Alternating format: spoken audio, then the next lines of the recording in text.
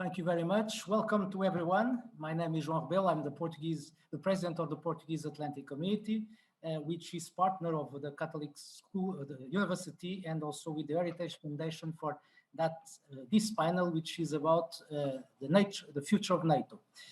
So, dear Professor João Carlos Espadas, dear panel colleagues, distinguished guests, it's a pleasure to be here with you in this evening on the one more edition of the Historical Political Forum.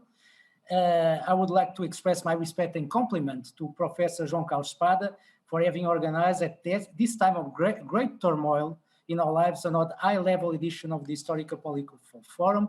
It's an honor for the Portuguese Atlantic Committee to join you again on this conference. The theme of this year's forum is the new authoritarian challenges to liberal democracy, an inescapable and very current trend that is sweeping and eating the world without leaving aside the Euro-Atlantic areas. In this context, it's very important to discuss the future of the North Atlantic Treaty Organization. I have lost count of number of debates in which I have taken part regarding the future of NATO, both within National Parliament and NATO Parliamentary Assembly, in the 20 years during which I was a member of Parliament. The fact indicated a truly great sign of NATO vitality. 71 years after, we are systematically engaged in debates about the future of the organization. And it's on that basis that I would like to start this short presentation before giving the floor to my panel colleagues. 70 years after, NATO remains a political project that is really a success. NATO is not an organization without any difficulties, but is an organization with no dissidents. 17 years after, NATO is the most efficient security organization that the world has ever known, being responsible for the security of 900 million Europeans and Americans, and whose success should be directly proportional to the elapsed time over its foundation. Thus far, allowed me to recognize the obvious. NATO is facing an unprecedented institutional crisis in its history. NATO is facing a particularly demanding set of challenges calling into question its purpose and its unity. This time, unlike other crises, the extraordinary and parallel element is, at my view, the lack of strong, engaged, and committed United States leadership within NATO. The events surrounding the current institutional crisis and certain divergence between the allies are well known, but what interests us most is the acute meaning of these events rather than the details. In this context and within the current political framework, I think there are three issues that must be object of deep reflection by NATO to overcome this institutional crisis. Key aspects to bear in mind, and which I would like to put the consideration of my panel colleagues, are the following: the US ambivalence concerning the usefulness and the value of NATO, the weakness of European pillar of NATO and about burden share and the financial question, and finally, a democratic retreat experience in some countries of the alliance, Poland, Hungary, and Turkey. All those issues, I hope that the member of the panel can be addressed, and I will finalize my say to pass now to the moderator of the panel, Reka. Thank you very much for everyone to listen to us. Thank you. Joe, thank you so much for this wonderful introduction and for inviting all of us for this discussion on this very important topic. I'm really honored to be here with such a distinguished set of speakers and to address one of the biggest questions of our days. This is my first time at the Estoril Forum, but not the first time at Estoril itself, because I am honored to have been there with in a previous capacity, history ago, with the Prime Minister Orban meeting the then Prime Minister Barroso. And then I also have to tell you on a personal note that we also went on our honeymoon to Portugal and visited Estoril. So I have a lot of reasons to love Portugal. But this is a very important discussion, and I'm very excited to be here. And as I heard from my many colleagues who have been to the Estoril Forum before, speaking very highly of the discussions, I have experienced this. We have seen a number of fascinating panels in the last couple of days, and I very much enjoyed those discussions. And today, I think our panel is going to be a worthy contribution to the previous discussions. We have a fantastic set of speakers, and I will introduce them in a second. But the question that we all set to ourselves is really going to be defining the security and stability of our countries in the next decade. So let me introduce quickly the speakers. You have the background of them online, and the system that the Estoril Forum set up is fantastic. I really love this platform. But I still would like to highlight some of the important points. Jeff Gadmin is not only editor-in-chief of the American Purpose and co-chair of the Transatlantic Democratic Working Group at GMF, Washington, D.C., but has an incredible story of working on transatlantic relationships ever since. He was previously head of the London-based Legatum Institute, RFERL in Prague, Espen Institute, Berlin, AEI in Washington, D.C. as a president scholar, if we go back. And as I was just telling you in the minutes before our panel, as I remember, I had the honor and pleasure to visit you, Jeff, at every single one of these positions in the past. So I'm very happy to continue this discussion with you here as well. We have John O'Sullivan, who's also very dear and wonderful, a good friend of mine personally, and also of the region, and has worked on transatlantic relations in various capacities. He is president of the Danube Institute, currently based in Budapest, so I'm very pleased to have you there. But of course, we have countless opportunities of having received your wisdom, insight, and foresight through your publications, the books that you have put out, of course, the favorites, President, the Pope, and the Prime Minister, but we could enumerate these publications and insights. I'm very pleased to have Livia Franco on our panel, who is professor and senior researcher at the Institute of Political Studies at the Catholic University of Portugal. And I'm very pleased to have you as an honored regular commentator on international affairs at various Portuguese media outlets. We very much need this guidance for the public. And last, only in alphabetical order, Michael Allen. I'm very pleased to have you sitting very close to me somewhere in Washington, D.C. So very good to meet you here. From the National Endowment for Democracy, and also editor of the Democracy Digest blog, author of The Third Way, and we could again enlist the important contributions that you have made. So I'm very excited of this panel discussion, and without further ado, I would like to pass the word over. The question that we have set to ourselves is very much boiling down to, several basic issues, but one to just start, provocatively, will the external pressures of Russia and China that we are experiencing, or the internal pressure of the technological change that we have been witnessing that has already impacted on the transformation of warfare, will they be pushing the alliance to be stronger together, or will they be dismantling us? So with this, let me give the floor to Jeff. So thank you, Reka, and thank you, everybody. I will be brief because I'm more interested in hearing from others. What a panel, and I'm very curious what my fellow panelists have to say. I'll make the following introductory observations. They're not assertions, they're observations, and see if that helps us get a conversation started, Reka. I heard David Petraeus once say, in talking about Afghanistan and counterinsurgency, he said, in a word, the most important thing for any counterinsurgency is adapt, the ability to adapt. And it seems to me that that applies equally to alliances like NATO.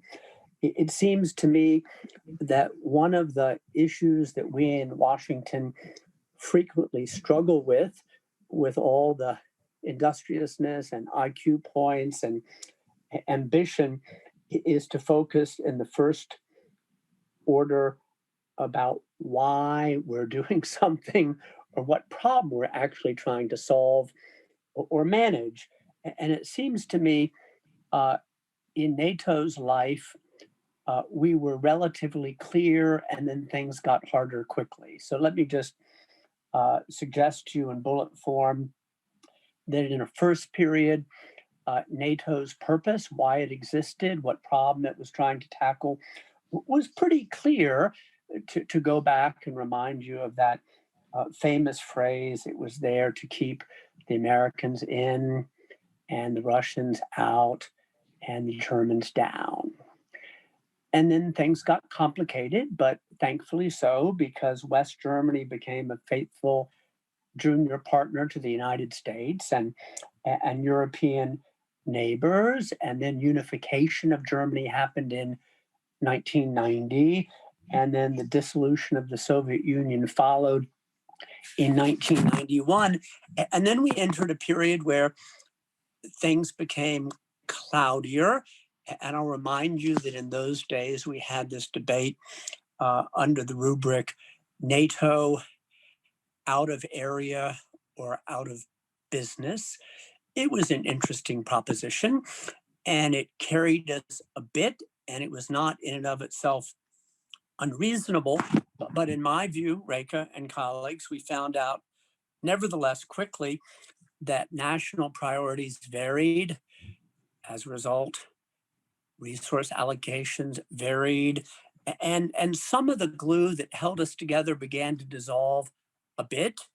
And then let me take you to the next bullet in my very broad brush overview. Then came 9/11, and the hope in some circles that we would re-glue and recohere and refocus, because Islamic extremism came rushing onto the stage. It had been with us before, but suddenly our minds were focused after 9/11.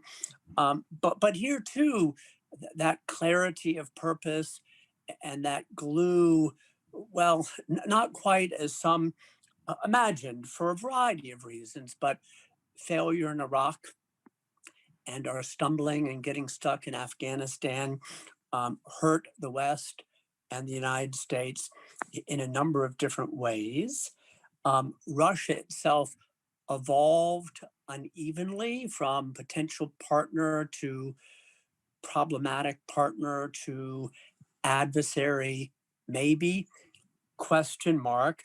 And now, Reka, we get to a moment where I think things become increasingly complicated, in part because the glue that had held us together has slowly been dissolving in different ways, unevenly, albeit in the last 3 decades. But we're also at a moment where internally within the West, in the United States, and in individual European countries, there are challenges to the old order, to liberalism, to democratic capitalism in a number of ways and on a number of fronts. And so we have internal pressure and fissures joined with external pressures and fissures. And I would leave you with the following thought. Number one, I think that an alliance like NATO doesn't close one day. We don't see a sign on the door saying closed for business. But if we're to think about its future and its health and vitality, I'm not suggesting we invent artificial threats, but I think it's a moment in these next couple and so years to think very carefully and very deliberately about how we fuse different national interests and values to project forward and get, again, greater clarity around purpose and what is the problem or the problems we're trying to solve.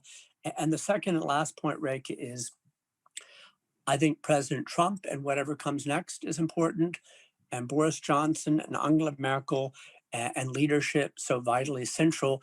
But I just make the case to you that apart from politics and political leadership, there's something structural going on, and it's serious, and it's deep, and it has to be considered. I'll stop with that. Thank you. That's fascinating and a great thought provoker. So thank you so much.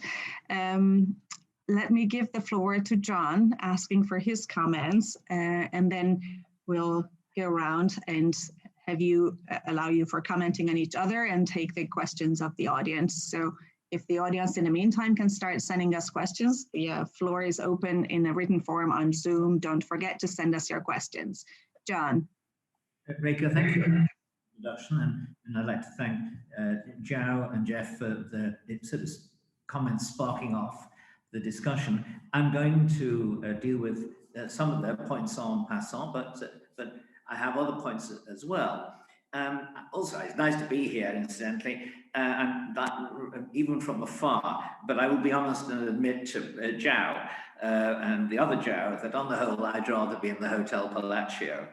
Now, NATO is perhaps the organization which, in my view, is most relevant and least relevant to the topic of main concern of the conference, namely the challenge of authoritarianism to liberal democracy.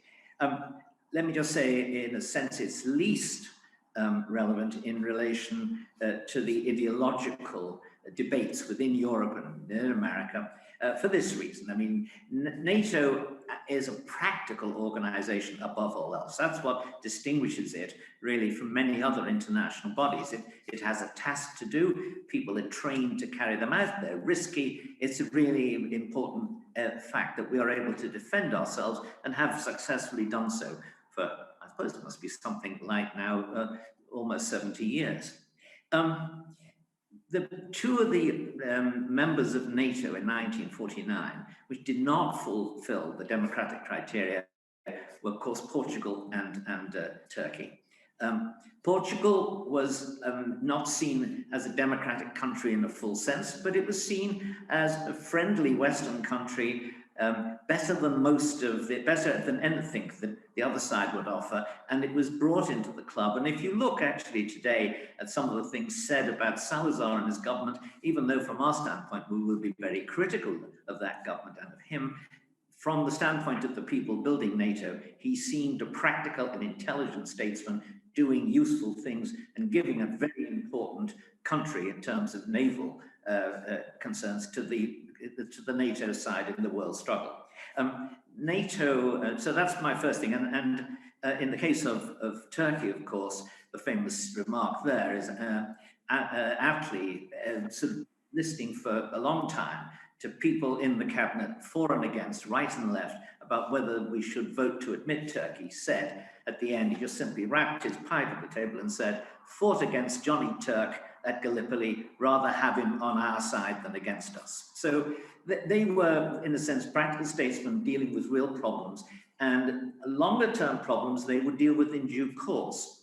Now, it seems to me, and there's a point I might possibly, and on this case, therefore, I would say, you know, people who have criticisms, which I doubtless we will hear of Poland and Hungary, I think we have to say that whether or not they're democracies, the fact that they have regular elections, which are genuine ones and really fought, count for a great deal, and that there's a huge difference between objecting to a country because, for example, it imprisons a large number of people or shoots dissidents and so on the one hand, and a country which has a different view of the role of constitutional courts to other people in Western Europe. There are no constitutional courts in New Zealand. It's widely regarded as one of the most democratic countries in the world. So I think I don't want to get too hung up on those things, but I mention them. Now, the other element of, so to speak, ideology and the relevance of to fighting authoritarianism is that NATO actually played a bigger role than the EU, very considerably, a massive one, in the post-1989 period, the first decade and a half. I mean, if it hadn't been for NATO, and particularly for American leadership, and Jeff and I will remember this from our days when we were trying to get Eastern Europe and Central Europe into NATO, I do not believe we would have had the reforms and the creation of a zone of stability and prosperity such as we have since had. And that was very important, but it was also a very practical thing. We essentially said, obey these rules, we'll help you to reform, we'll help you to defend yourselves, and we'll help you, in a sense, to realize your ambition to be normal countries in a free Europe. So that was That was important. Now, let's get on to the least relevant. And the least relevant is most relevant is when it's addressing the military challenge. That challenge, I think, at the moment comes from three directions: China, Russia, and the jihadists. Although I won't deal with the jihadists, can't deal with everything in this, maybe later. But though NATO has, as Jeff reminded us, gone out of area since '89, China, in a way, offers the least obvious military challenge to NATO, and at least a lesser one than Russia does. We are increasingly and rightly aware of the Chinese challenge to NATO countries in the twin forms of commercial and technical subversion. Our initial Cold War view, post-Cold War view of China was we were welcoming them into a new partnership, a Pacific one, a commercial one, turning them into good neighbors and strategic partners. Now, as we know, that hasn't happened. China at home has moved not towards authoritarianism, by the way, but to totalitarianism. I don't see how you can describe its penning the Uyghur Muslims inside new gulags, or building a panopticon that keeps a watch on virtually every citizen in the country. They're classic totalitarian approaches. That's not authoritarianism. But it has moved, so that's where it's been moving in its domestic policy. And in foreign policy, it's been moving towards expansionism, seeking to grab islands and turn them into part of its own territory. Now, that expansionism doesn't directly, it seems to me, threaten NATO. That it threatens, obviously, some NATO countries, or there's a threat of Chinese expansionism drawing the United States into war. But for geographical reasons, we're not so concerned. But we are increasingly concerned because the Chinese have used commercial contacts and diplomatic contacts and their technical ability to serve our societies as well as their own, and things like developments like the Belt and Road Initiative.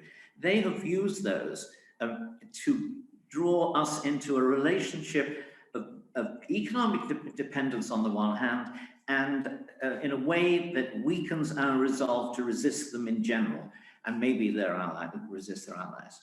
Now, I think that is a very big challenge, which at long last, the US and the UK and some of the European countries are responding to. But the problem here, I think, is Germany.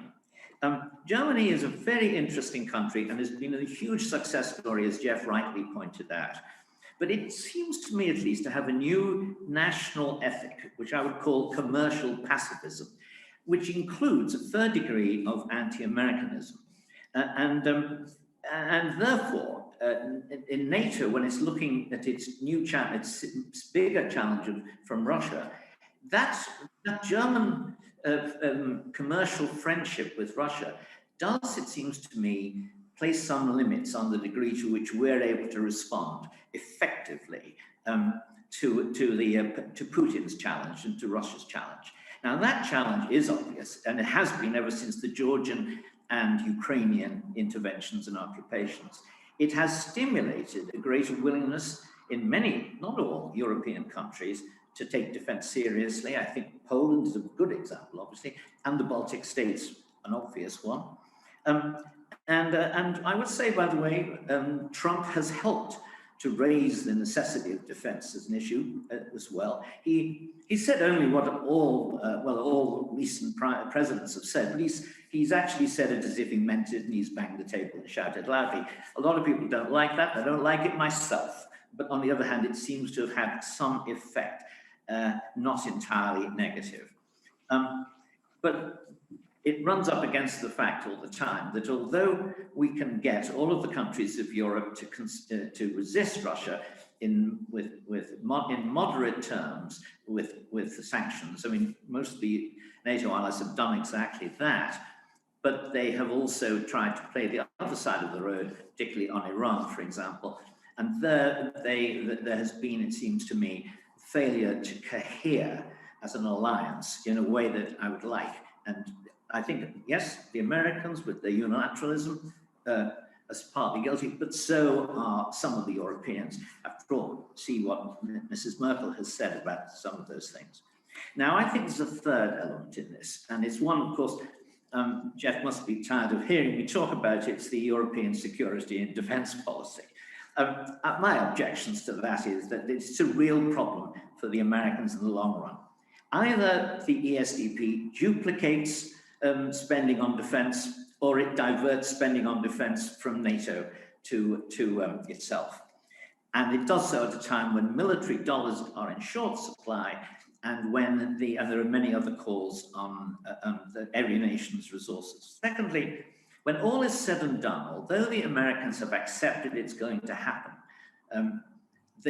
I don't believe they fundamentally like it. And when Angela Merkel and others talk in terms of emancipating themselves from a relationship with the US, they are bound. The Americans in the long run are bound, it seems to me, to find this kind of a challenge too. There is a continuing suspicion, it seems to me, of this separate European defense, and a continuing temptation to turn the tables on Europe and say, Clint Eastwood style, go ahead, provide your own defense, do it yourself, make my day. Making my day in that circumstance would mean, retreating across the Atlantic. Now, why do we persist with this? Well, let me just read you. I think it's there for politics. I don't believe the ESDP has any seriously important military role. Let me quote you the Wikipedia entry on the battle group. An EU battle group is a military unit adhering to the common security and defense policy of the European Union, often based on contributions from a coalition of member states. Each of the 18 battle group consists of battalion-sized force reinforced with combat support elements. The groups rotate actively so that two are ready for deployment at all times. The forces are under the direct control of the Council of the European Union. Finally, the battle groups reached full operational capacity on the 1st of January 2007. And there should really be but as of August 2019, they have yet to see military action. So these things take a long time to get the countries involved to agree to the process, the procedures, the rules, and the commitments. And in the end, nothing much happens as a result, because getting a lot of coalition of countries to agree on military action is obviously very difficult. Now, I would like to say other things, but I think probably I'm up to my 8 minutes, and I hope I'll get the chance to say other things later. Thanks. Thank you. Absolutely. There will be a chance to continue. And thank you so much for these very insightful opening remarks. I would like to give the floor now to Livia to be able to continue our round around the table. Okay, so thank you, Reka, and good afternoon from sunny Lisbon after 2 days of heavy rain. It's great to join all of you for this panel. I'm sure I'm going to learn a lot from my fellow panelists, and I hope our conversation will be both informative and stimulating to the audience. My comments will be brief. I will start from a general observation that the pandemic also had an impact on the Atlantic Alliance. Then I will notice the different perspectives of Washington and the various European capitals regarding the new global distribution of power. And finally, I will mention that in order to be up to the new strategic challenges, NATO has to adapt. Jeff has mentioned that NATO has always adapted, but also including institutionally and in terms of its focus. Of course, this will only be possible if the allies have the political will and spare the necessary resources. So, as in other areas of human life, the COVID-19 pandemic has also deepened trends that were already developing on the international scene. These transformations seem to have accelerated in what concerns transatlantic cooperative arrangements, and especially NATO.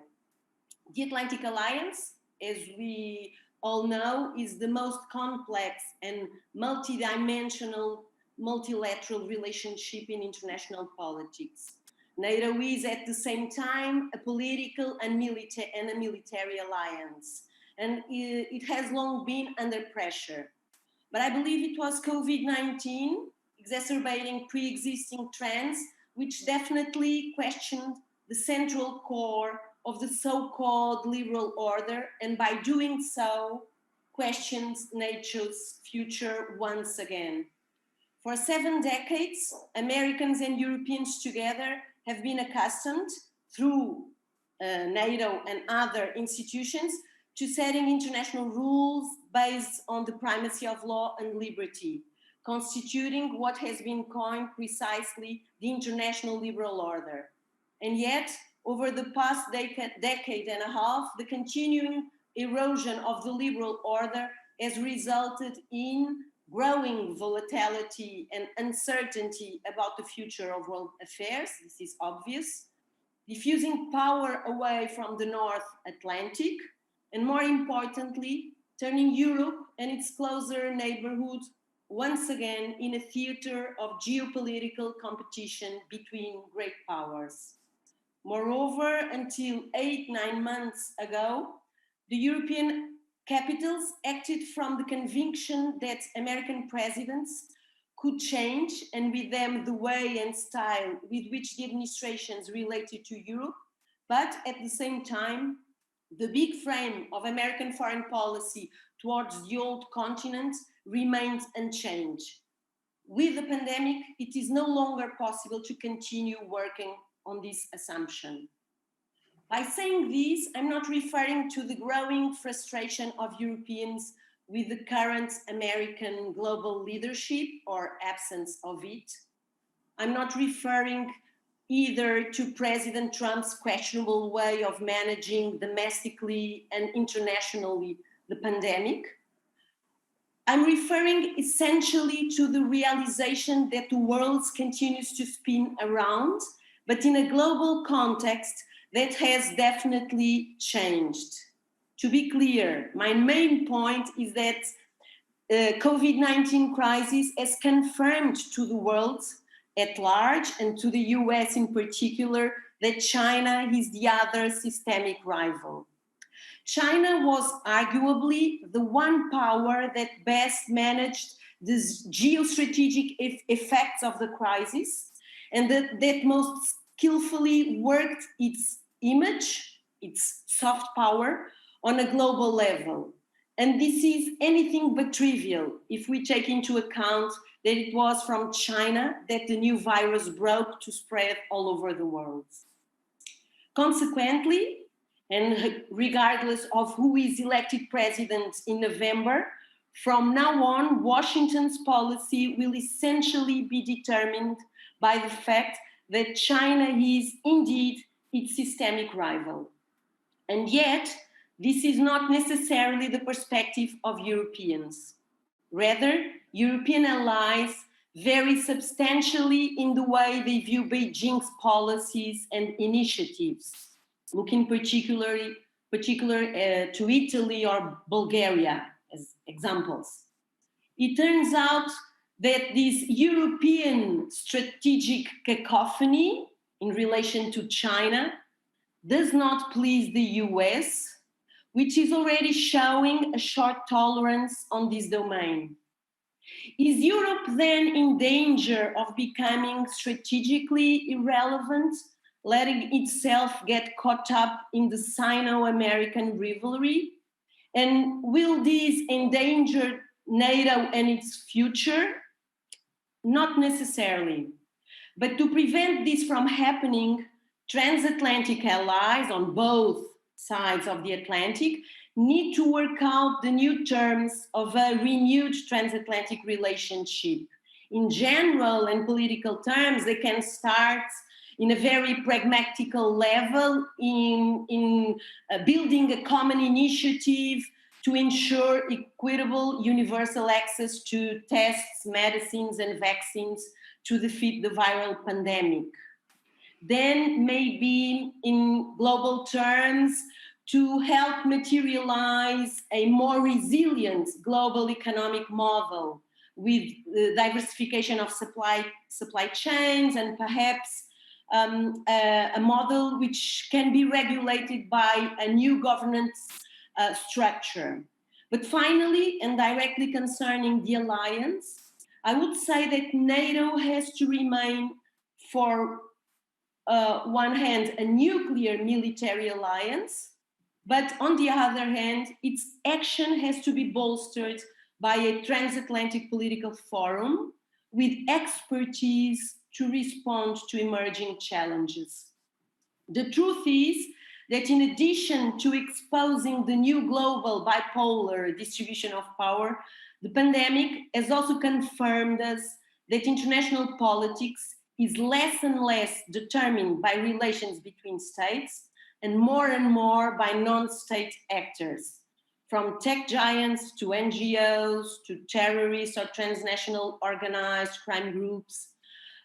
Both old and new stakeholders are, to an unprecedented extent, now influencing economic and political trends and decision-making across the globe.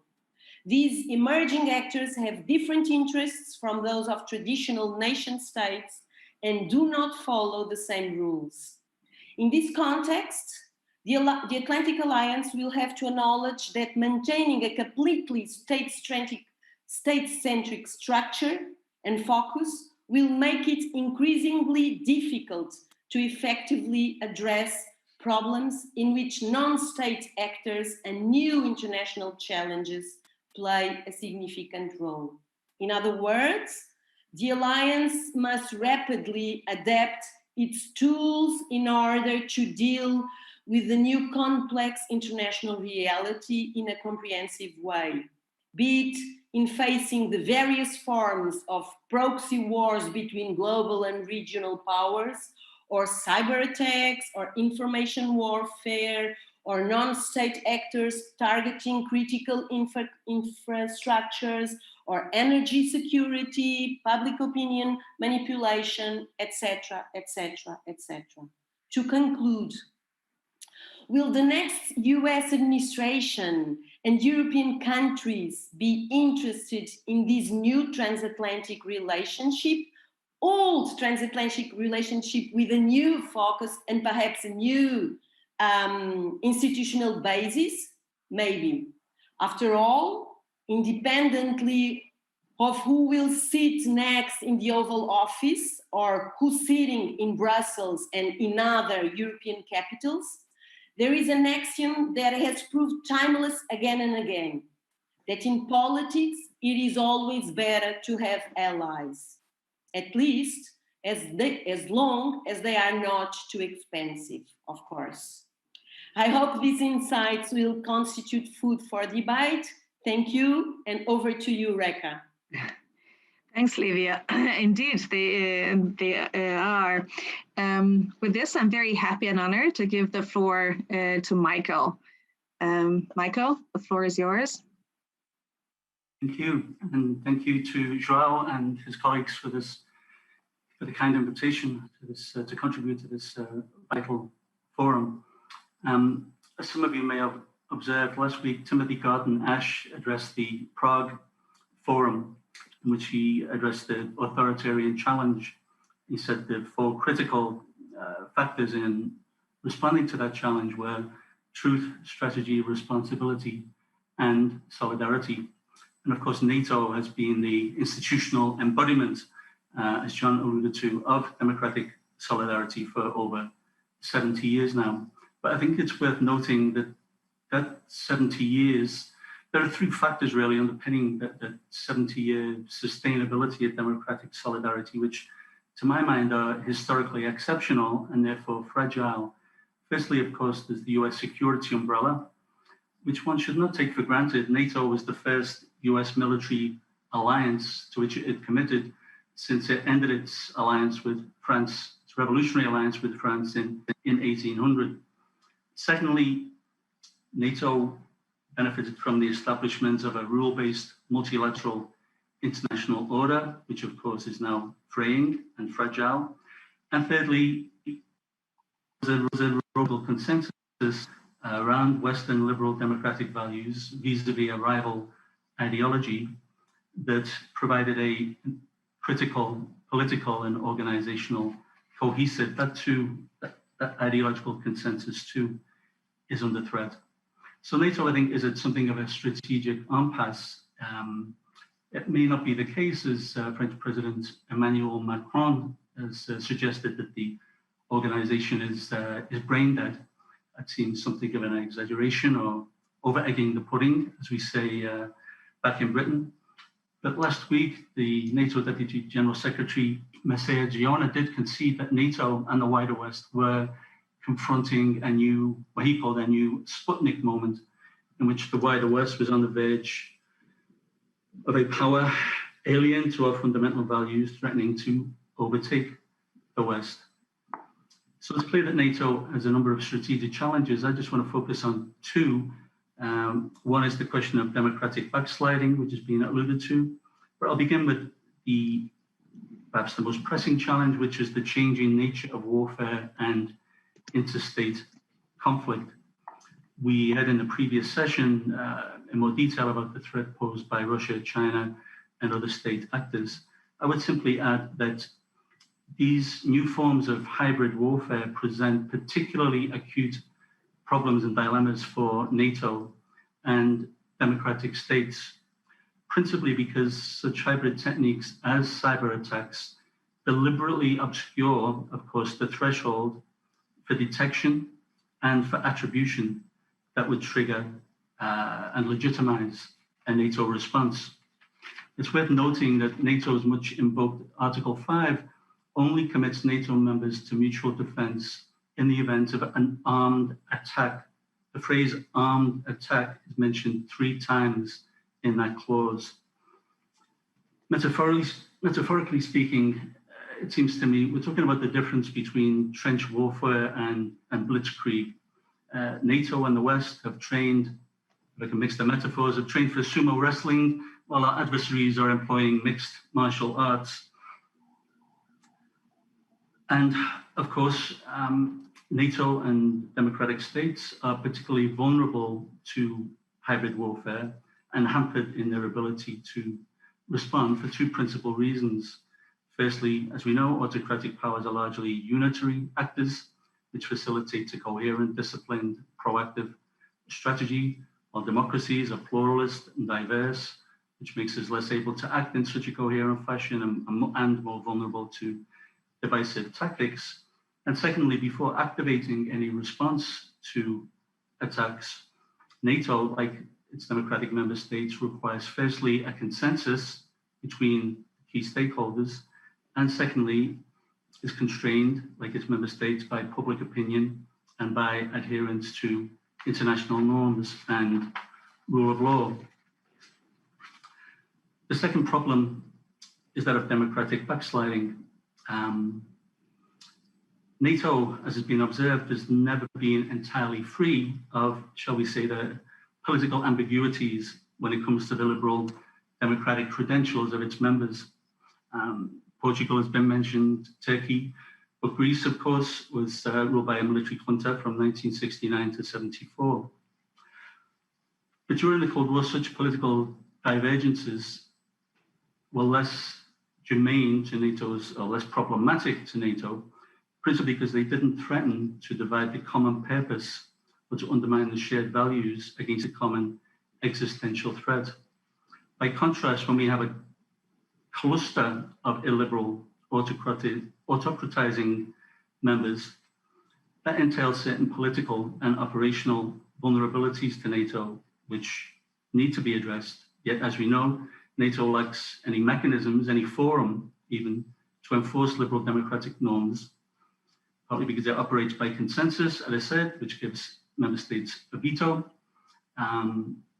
which has led some observers to suggest that one NATO reform that would merit attention would include a shift to European Union-style qualified majority voting, which would at least perhaps facilitate the suspension of violators' voting rights.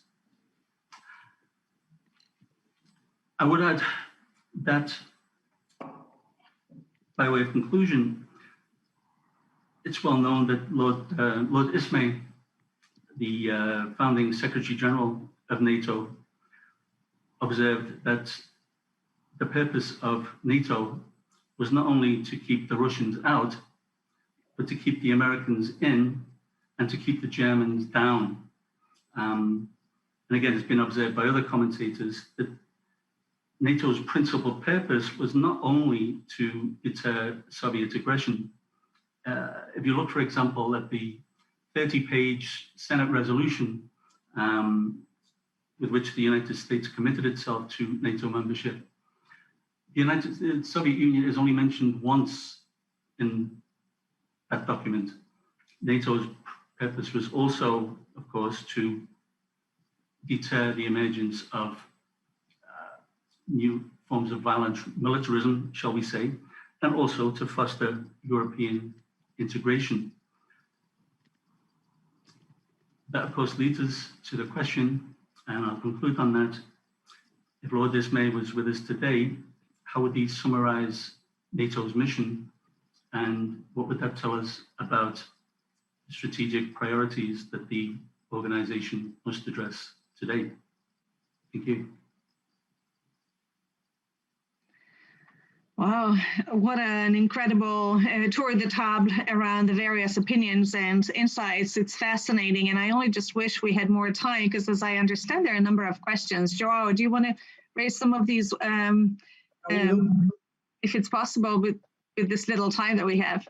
Yes, we have 8 minutes. So I'm reading. We have a lot of questions from students, a lot of questions actually. I will take 3 and you decide whatever you want to respond.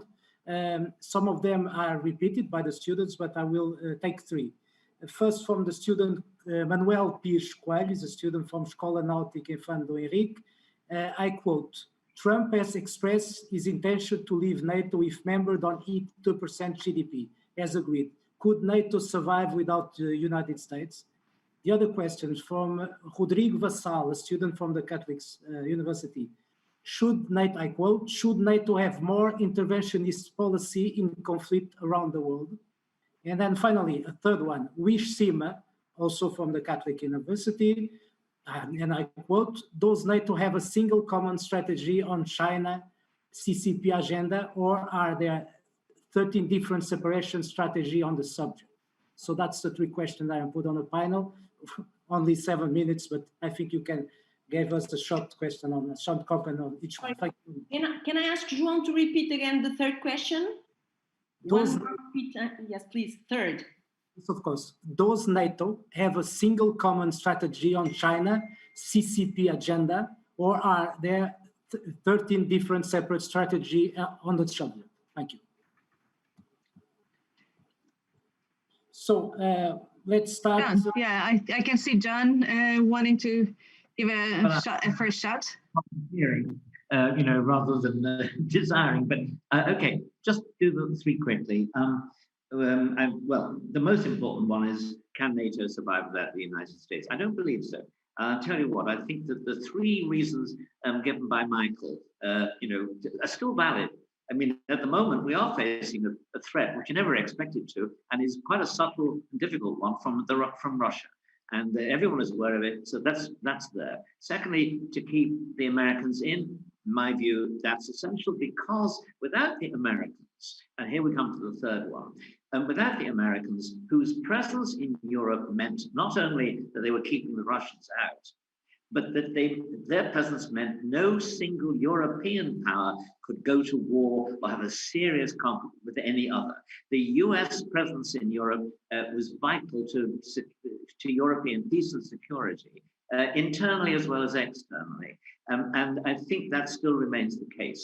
If America were to withdraw, then all kinds of problems centered around Germany Germany would become the dominant power in Europe, and for all sorts of reasons, that's a very problematic thing. So my own view is, the answer is American presence is the essential element in NATO and has to be maintained. I don't say that's easy. Can I answer telegraphically to all 3 questions? So I totally agree with John. I think NATO cannot survive if the US decided to leave the alliance. And absolutely, NATO is the United States and the European allies. So yeah, it's obvious that we need, it would be another organization and another alliance. Actually, at the end of the Second World War, before creating NATO, there was another alliance, mainly European, and it would be again a new form of that other European alliance. NATO global, I don't think so. I think the NATO's value resides on the fact that NATO is a regional alliance, and its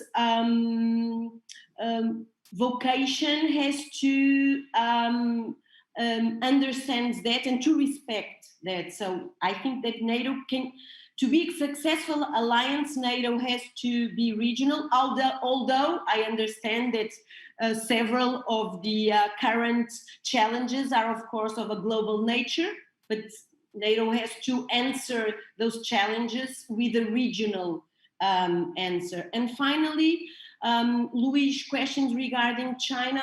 Yes, I think I underlined that on my brief remarks. I think one of the main problems at the level of the state challenges is this problem that NATO doesn't have one strategic perspective on China.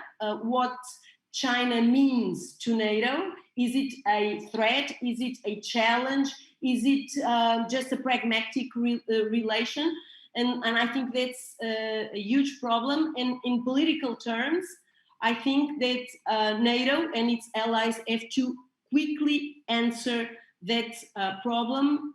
Otherwise, it won't be good for the alliance itself. Thank you. Thank you. Michael? Yes, I could add, as we know, Europe has been, the European Union at least, has been ostensibly committed to an independent military force at least since the Maastricht Treaty, I believe in '93. Again, Macron has recently talked about strategic autonomy and so on and so forth, but frankly, nothing tangible seems to happen. And with the result that if you recall, we get scenarios that Robert Gates outlined in a NATO forum back during the Libya conflict, where he berated the European NATO members for running out of ammunition after just 11 weeks or so against a poorly armed foe in a sparsely populated country. We have an absurd scenario where Belgium, for example, 50% of Belgium's contribution to NATO consists of so-called personnel and welfare costs, which presumably implies the most highly armed lethal pension fund in the world at the moment. And furthermore, a recent RAND study pointed out that whereas the United Kingdom, of course, one of the more robust military members of NATO, was able to offer an armored division during the invasion of Iraq, it would not be able to muster such a division today, even if a NATO member was attacked. And just anecdotally, I have a cousin who was in the British Special Forces in both Iraq and Afghanistan, who told me that while their particular unit was very well resourced, he knew of other British Army comrades who had to borrow ammunition from Estonian units on the battlefield. If that's any indication of those kind of capabilities, then it's absolutely demonstrable that the NATO could not survive without US capabilities and resources. Fantastic, thank you. Jeff? Right, guys, I see that we're almost out of time. I agree with John entirely to the question about America's role for the reasons John offered. There has to be a referee or leader or umpire. The obvious candidate is Germany, and Germany is problematic. And of course, there's an issue of capabilities. On China, I'll just say we in the United States, and I guess across the alliance, we are in the beginning of a very big and difficult China debate. Not at the end, but at the beginning. Yeah, I agree.